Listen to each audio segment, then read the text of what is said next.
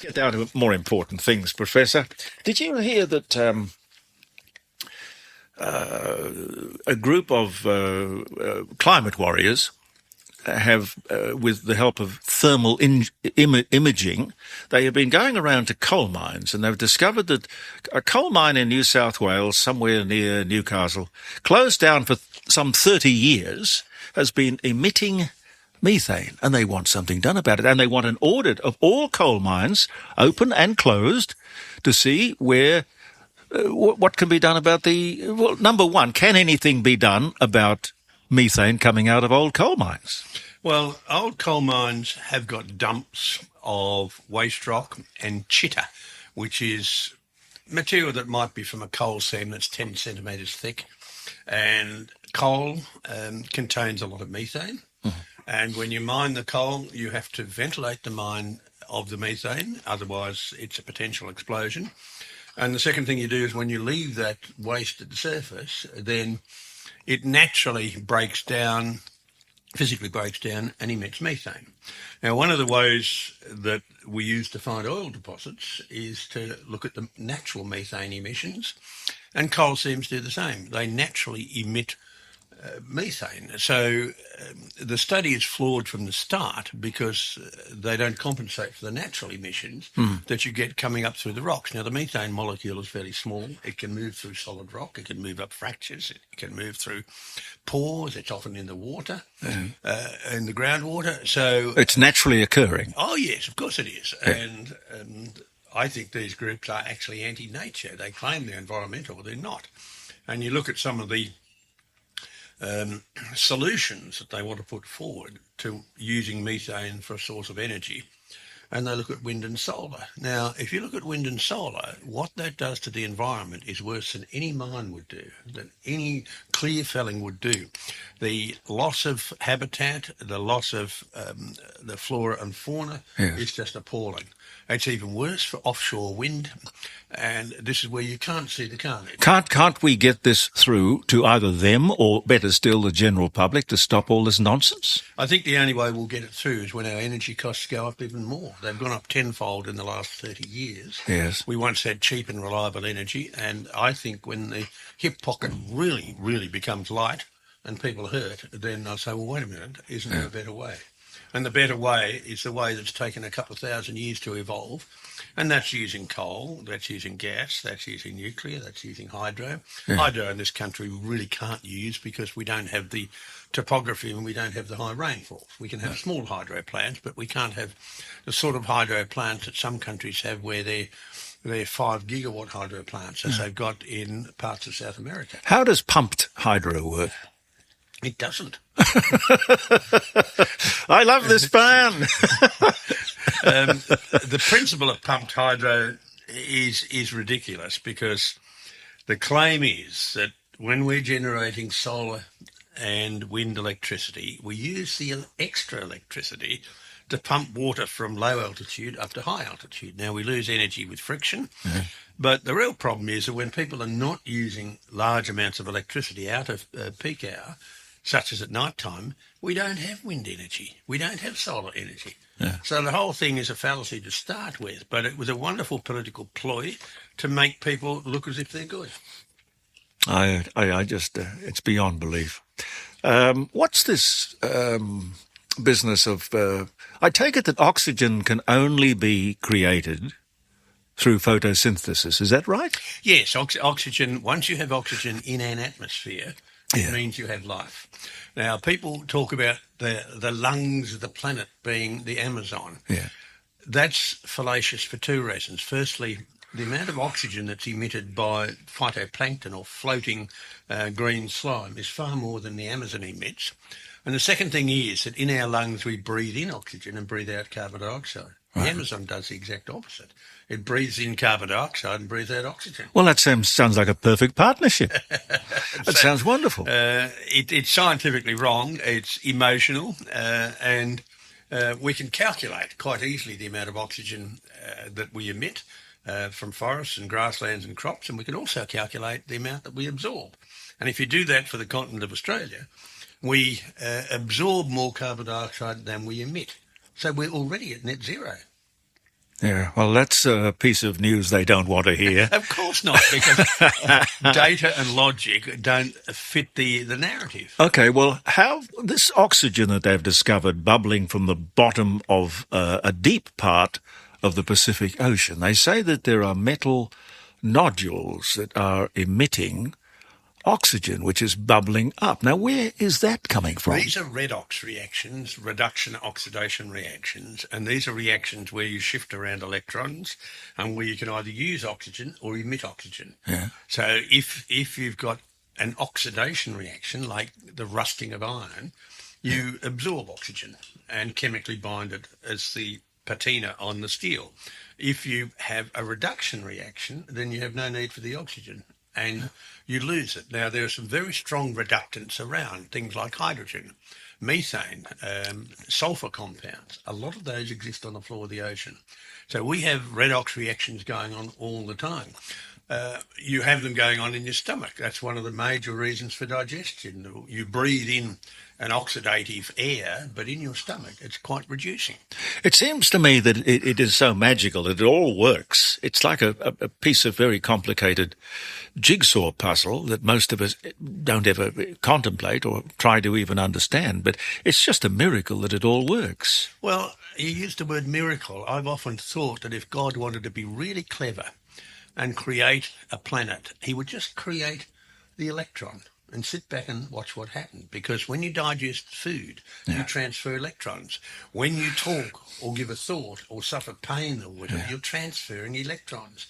The whole of the universe runs on electrons. So a smart God would have just created electrons and sat back and watched the fun. Are you religious? Over time, I've varied between being quite religious as a young person to being a very crass scientist to now thinking that there's a lot more to life than the facts of science. So I'm certainly a spiritual person. Yeah. I don't know whether you'd call me religious. But you don't, do you believe in an almighty, all-powerful God that is somehow in the beginning created all of this magical thing we call life? And I'm coming more to that view as I think more and as I read more. So as a younger man, I would have thought, well, a belief in God doesn't pay my bills. But now I'm thinking there's far more to life than that blandness of facts. Yes. And that spirituality is something which is really important. It binds so many societies together. Yeah. And maybe there is something more after we die. Yeah. Now, I might just be expressing the view that I'm getting closer to death. No. I think I just find it hard to imagine that the world, with all its complexity and beauty, and if nature was left alone, I'm sure we'd have a lot more balance and sanity. But I find it hard to believe that just happened.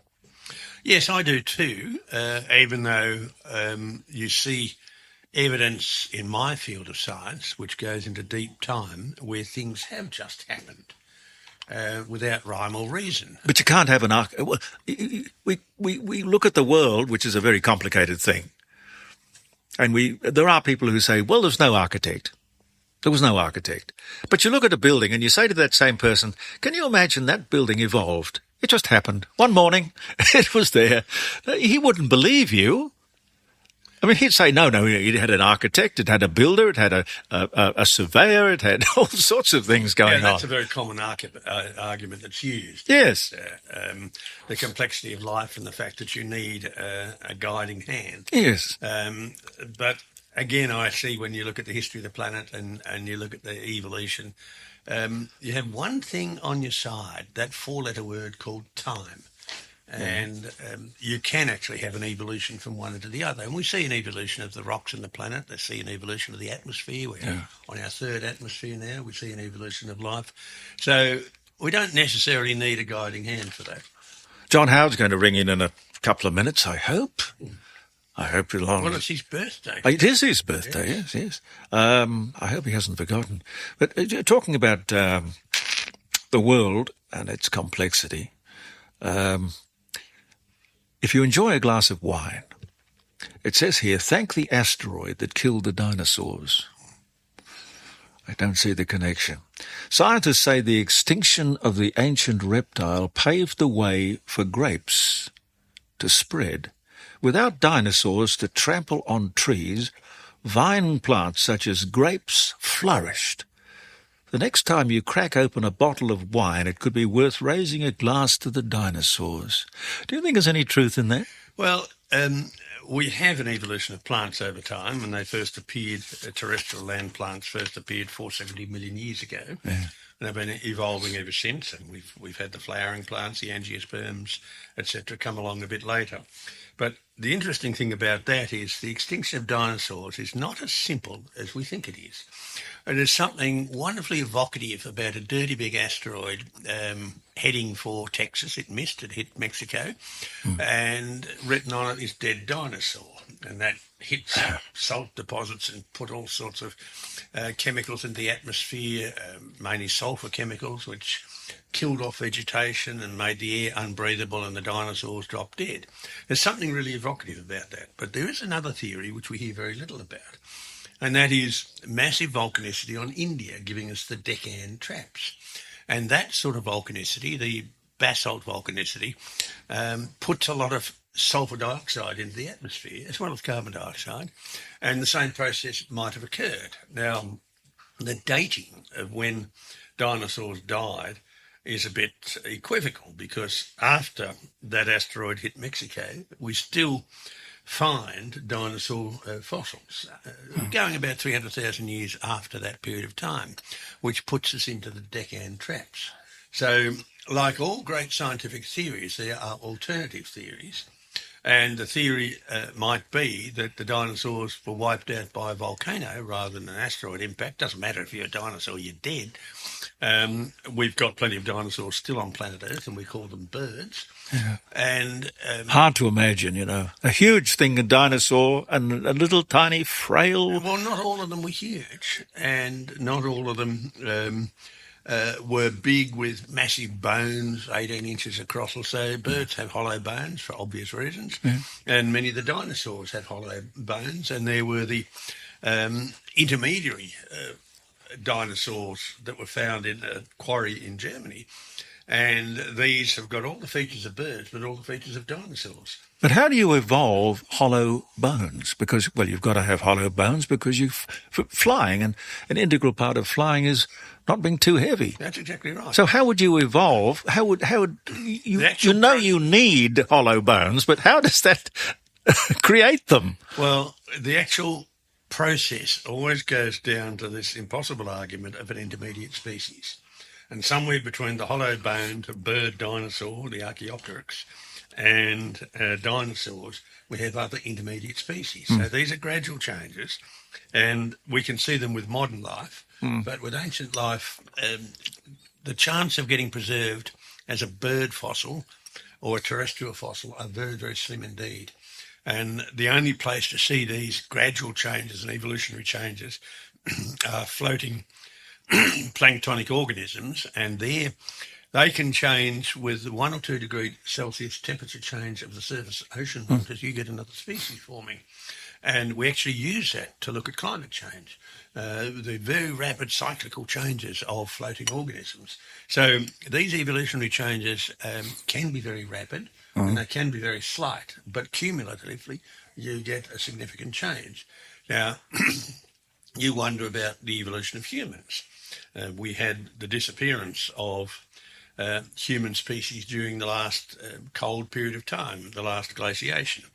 And before that, in the previous interglacial, we had 4 hominid species on planet Earth, and this was us, Homo sapiens, although we very rarely demonstrate the sapiens part of it, Homo erectus, the upright human, Homo neanderthalensis, the Neanderthals, and the hobbits from Indonesia. So then we had this natural cold period, and that's sorting out the survivors from those that don't make it. And so we lost 3 of the 4 hominid species during the last cold period. We very nearly became extinct. We went down to about 5,000 breeding pairs, and that was due to a dirty big volcano on top of the natural cooling trend. So we had an atmosphere that was naturally cooling because the sun was inactive and our orbit put us further from the sun. And then we filled the atmosphere with volcanic dust, and that ended up giving us a very, very cold period of time. And no food. And very little food, and that led to a great migration of humans. And that's when we had the first humans come from the north into Australia. So warming the world isn't the problem. Cooling it too much is the problem. If you want to create a climate crisis, Yeah. go into the next inevitable period of cooling. Now, we will survive that much better because people now can live on the ice sheets, on the edge of ice sheets. We can have triple glazing as we have in Finland. We have much better energy sources. But in former times, we didn't have such things. Professor, hang on a sec. Do you want to give John Howard's office a ring in Sydney? To ask you for Ruth's number. Oh, right. What have I done with my phone? Is it behind me? Somewhere? Up the top. Yep. It's in there somewhere. So we'll give him a ring because I really do want to hear him talk to you. He launched your book, didn't he? He launched a book of mine called How to Get Expelled from School. And this book had 101 questions that kids can ask their teachers. Yeah, that'll get them expelled? Well, yes, and special Friday afternoon questions where you can get booted out and go and play football. Yeah.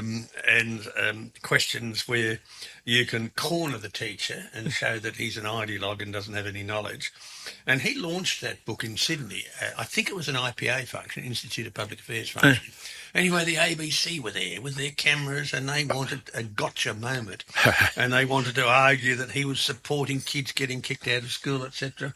This was absolutely pathetic. It's in character, though, isn't it? It is very much in character. And I was talking to Mrs. Howard, it was at a function, I think about a year ago. And she pointed out what she studied at university, when and where she went to university. And we concluded that we were in the same geology class in the University of New South Wales. Now, she was an arts student and I was a science student. And in those days, it was quite enlightened at the University of New South Wales, where the arts student had to study a science. Normally they did biology, but some did geology. And the science students had to study an art subject. And I studied English literature, and I had some totally unknown lecturer called Leonie Kramer teaching me. And that was a fabulous course. Every week we had to read a book. Didn't she end up at the ABC? Oh, yes. And every week we had to have a critical evaluation of this book. That taught me critical thinking. Yeah. And I learned that from studying art subjects. I did other art subjects. I did psychology because that's where all the good-looking women were, but most of them needed psychiatric help and psychological help anyway, so you still went clear of that. I studied political science, which is a really interesting subject. We compared the English, Australian and US political systems. I also studied music, studied counterpoint in music, and that has been a lifelong interest of mine, so that was a very easy subject. But it was a very enlightened way of having science and engineering students learn something about the arts and art students learning something about science. Well, you went through all of this and you didn't come out a crazed lefty. How did that happen? And when I was a professor and head at the University of Melbourne, I got to know the professor of philosophy very well. Yeah. He had the wonderful name of Homer Legrand. Homer Legrand. And that might be John Howard. Philosophy students did geology. My students did philosophy. Yeah, well, it's a good thought. JeremyCordeaux.com around the world. Now, I did put a call in yesterday to wish John Howard, former Prime Minister John Howard, although I continue to think of him as Prime Minister. Always was, always will be. And I wanted to wish him a happy birthday, and he very kindly agreed to come on the show today. Sir, how are you? No, that is not John Howard. Oh, goodness me. It is a John, but I'm expecting a call from John Howard, and I get John. Oh, it said private number. That's why we took it. Listen, John, have I got your number? I have, haven't I? Yes. Okay, I will ring you back. Okay. I will ring you back. John doesn't have the internet, which means he basically can't time his calls. Any luck with Ruth? She's giving him a call to remind him. Okay. All right. How old is John? He was born 1939. 85. 85, yeah. Yeah, and he's very fit and agile and all the rest of it. I've just given Caroline his private number, which she's writing down. Oh, right, that would I be have good. that in the phone. I've not had any reason to ring him using his private number, but it's there. No, that's very good of you. I was going to ask you too about this. You know how they love reminding us that this is the hottest day, or this is the. Apparently, last Sunday, they tell me, was the hottest day in the history of the world. And then this morning, I heard that it wasn't only Sunday; it was Sunday, Monday and Tuesday hold the equal record of the hottest days ever experienced on Earth. And you know what the temperature was they quoted? Oh, it's probably something miserable and cold. 17 degrees. Yes. Well, of course, where if does it's the this hottest rubbish come temperature- from? If it's the hottest temperature in the world, you have to ask which world do they inhabit? Because And where did they take the temperature? well, and how do they mathematically manipulate it? And what does it really mean? And is why a rude question? What does it Well, prove? We find when we look at the history of temperature, and I use geological time, that we have cycles of temperature. And we had a period that was considerably hotter than now in medieval times. Then it was cool before that. Yeah. And then we had a period in Roman and Greek times when it was considerably hotter than now. And we keep going back in time and we get cycles of hot and cold. So if you can ignore those cycles, if you can measure temperature and adjust the temperatures, which are done globally now, then you can come up with such a ridiculous answer. Now, it doesn't matter if I'm wrong, because if it is getting a bit warmer, we know from the history of humans that we thrived in warm times and we died off in cold times. As I mentioned just earlier, we had the 4 hominids, and 3 of the 4 hominid species died out during the last glaciation. So we are humans that come from the Rift Valley of Africa. We like it warm. Every time it's warm, we have more food, we have less war, we have longevity, we have better health. That has been shown time and time and time again. Well, why doesn't somebody remind these zealots and warriors of these scientific facts? You'll never get published. It doesn't fit the narrative. The narrative is to scare you witless. Who wrote the narrative? Well, I think the narrative has, again, evolved over time, where it is a mechanism of controlling people, having higher energy costs, and having people struggling, as most people are now, to pay their electricity bill. I think the narrative is one of control of people Yeah, by unelected elites. I know. We'll see if we can get John on while you're here, because I'd love you to have a chat to him as well. Have you ever, this business of whales that beach themselves, have you got a theory on why they do that? I don't know anything about it. It's been happening for a long period of time. Yeah. We find complete whale fossils in ancient dune sands. So it's not only happened in the past, it's happening at present, and it's well out of my field of expertise. But well, there's one theory, of course, that they commit suicide. But if they want to do that, I suppose it's reasonable to let them. Well, because what can you do to stop them? Well, not really. You can't really, even if you're a prized weightlifter, you can't lift a whale and put it back in the water. No, and particularly if it doesn't want to go. No, it's quite. Yes, I was trying to pat your dog earlier. It didn't want to get patted, but it came up and lay on its back and said, "No, I don't want to pat. I want to be scratched."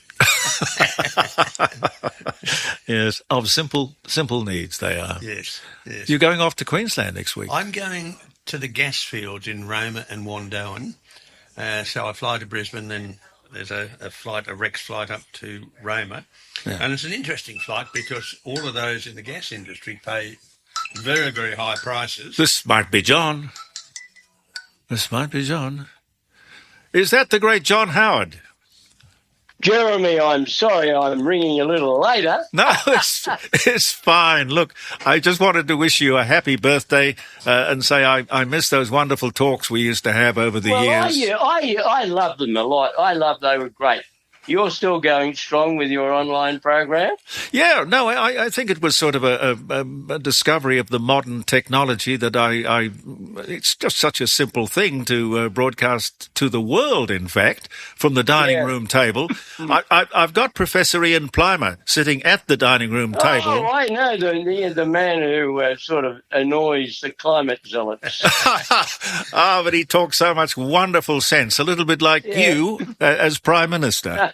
Well, happy birthday, John. Well, thanks, Ian. Great to see you very, very active. And I was saying to Jeremy a little bit earlier how you launched one of my books and how I did indeed. Your wife and I were in the same geology class at the University of New South Wales. My wife is not a true believer in this nonsense. She imbibed some simple principles of geology when she was at the university, and they've never left her. Yes, well, they've never left me either. It's common sense. Well, it is common sense, and I amongst the many books I've read on the issue was that one that was written by Obama's former advisor, Unsettled. Yes, no Steve Koonin, yes. Yeah, Koonin, yes. And it was very good, very compelling. I think my books are better. You should read them. Yours are better. Yours are better. And so much so that I unearthed something the other day that somebody had sent me. I hadn't read it because I hadn't finished reading it. I started reading it, and it was so much nonsense. But attempts to sort of detailed refutation of everything in your books. Well, I tell you, we are so lucky to have you two wonderful gentlemen of great intelligence. I sort of wonder whether or not you, as the former Prime Minister, and in my book, the best Prime Minister, certainly in my living memory, do you look at the political landscape and scratch your head and think to yourself, gee whiz, I wish I had a microphone? Well, you are tempted, but then you're reminded that you don't want to get carried away with history. And I mean, it's a while since I've been there, but gee, I think we're poorly led at the moment. I do too. Yeah, I do too. And I think and America depresses me. I have great admiration for the country. Yes, but their political choices are very poor indeed. I thought the transfer of power in Britain, which was inevitable given the polls and the behaviour of the former government, but I thought that was fairly civil. I happened to be there just after it happened. And I thought both Rishi Sunak and Keir Starmer were well behaved. They were polite to each other and they acknowledged the work that each had done according to their own philosophies. And I thought that was good, although, I'm not very happy about this change. But,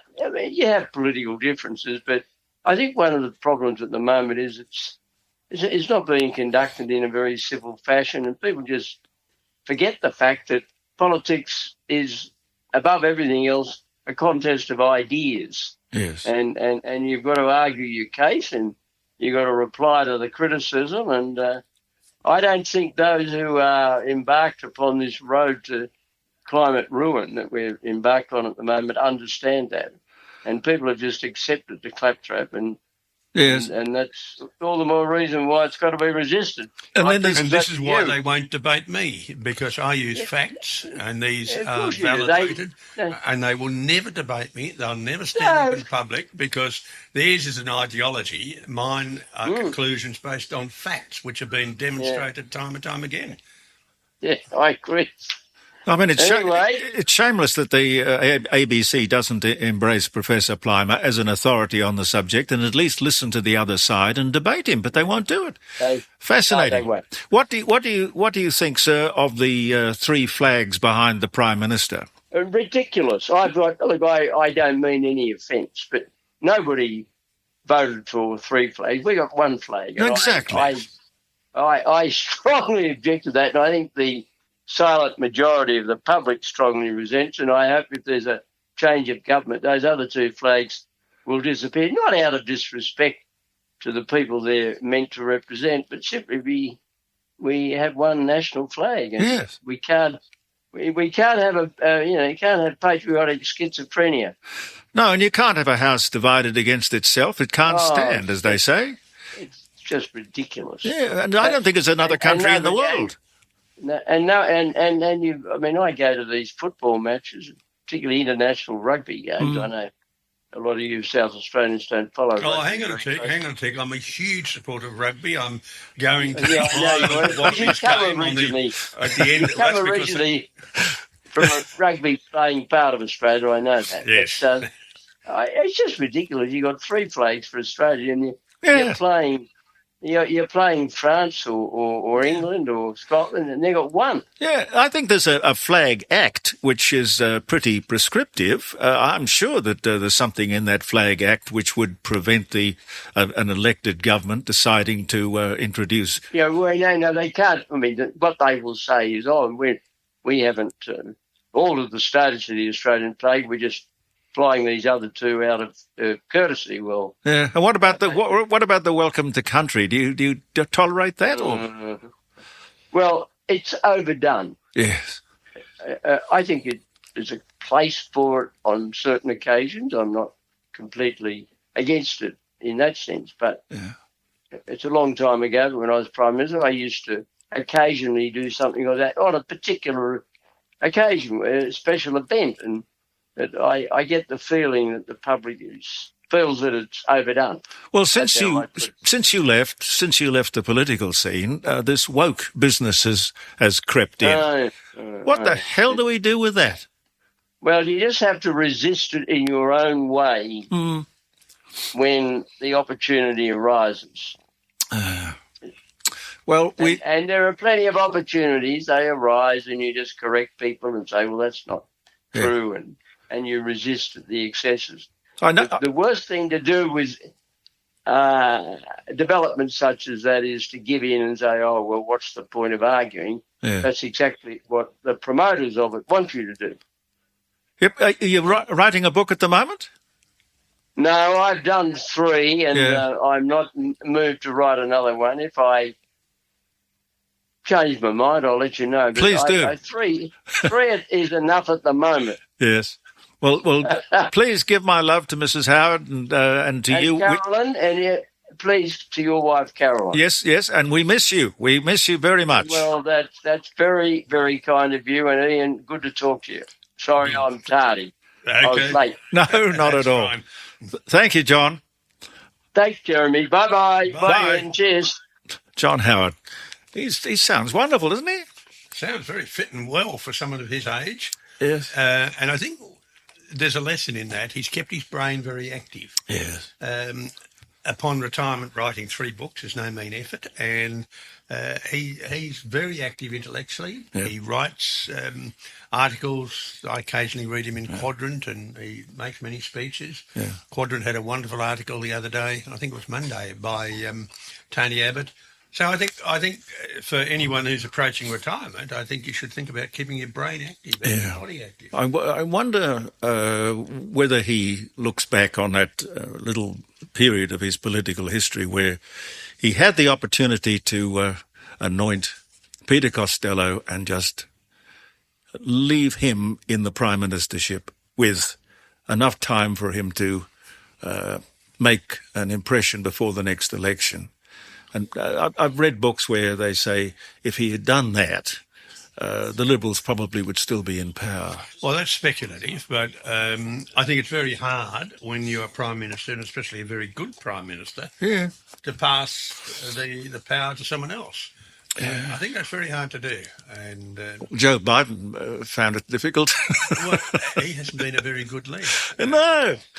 And he should never have contested the election in 2020. Well, are we going to be seeing you next week or talking to you on the telephone or when you get back or what? From Queensland. I'm going to the gas fields in Roma and Wandoan. So that's Tuesday, Wednesday, Thursday. And I will, listeners probably realise, but I'm a very close neighbour. It's about a 200-metre walk downhill to your place. But you've got to go uphill back. Anyway. Coming to you is downhill. All right, I'll remember that. Safe travels. Thank you. Professor Ian Plimer, ladies and gentlemen.